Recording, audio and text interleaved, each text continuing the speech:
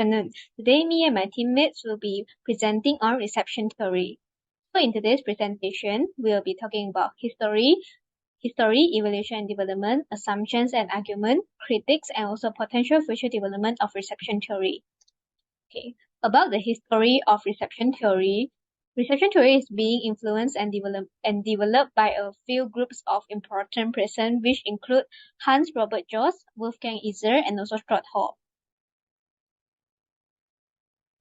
Moving on, Hans Robert Jost emphasized on how readers interpretations and evolution of a text change over time. Next, Wolfgang Iser understands that the audience or readers occupied a unique space and that it was valuable to have him there. Strauss Hall defined the relationship between the sender and the recipient in his article Encoding and Decoding in the Television Discourse in 1973. Moving on, I will be explaining about the evolution and development on reception theory.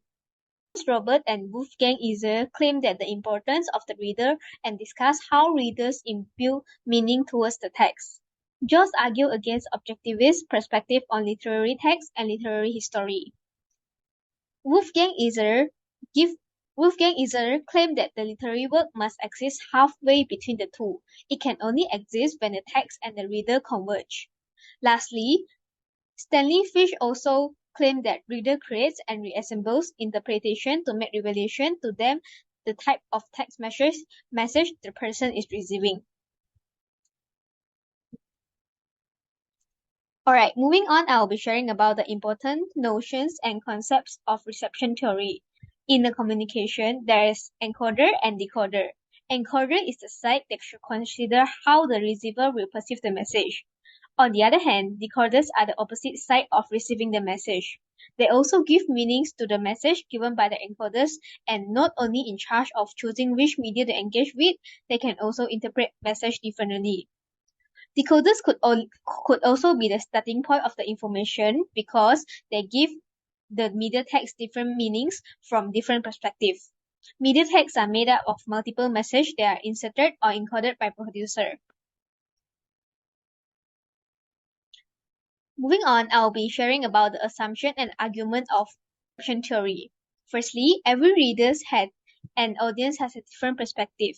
Perspective towards the read can be divided into three categories, which are dominant reader, negotiated reader, and also oppositional reader.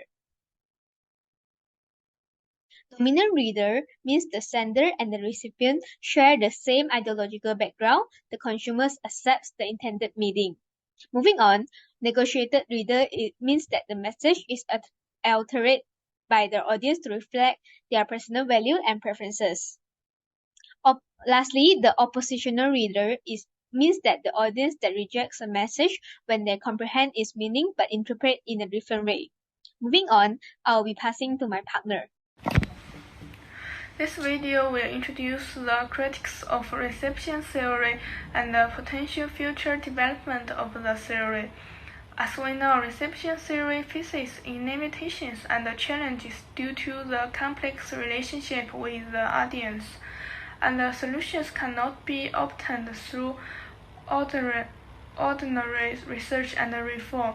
In practice, is interfered with by various factors, such as the experience of the receiver, social status, literacy, educational background. There are objective factors that cannot be changed, and from the creator's point of view, it's easy to ignore the diversity of recipients, such as older population, immigrant community. Last, this theory may overemphasize factual cases and subjective analysis, and lack empirical evidence to support its claims. I will give a common example in life. A girl who has had her heart broke many times due to relationship problems, based on her personal experience, and then go to see a romantic film about relationship. She may have a different view on the norms of the film and think that there is no reason to fall in love, thus losing the meaning of the romantic field. Overall, there are three possible future directions for reception theory: cross-platform research, creator audience interaction, and transposition, and the impact on politics.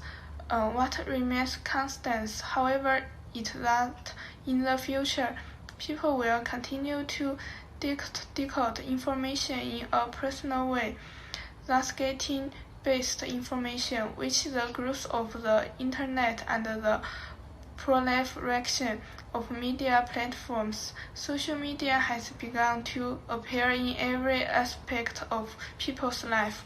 A clear example of this is YouTube's educational channel dedicated to people's access to knowledge, which give video greater right to content and more publicity.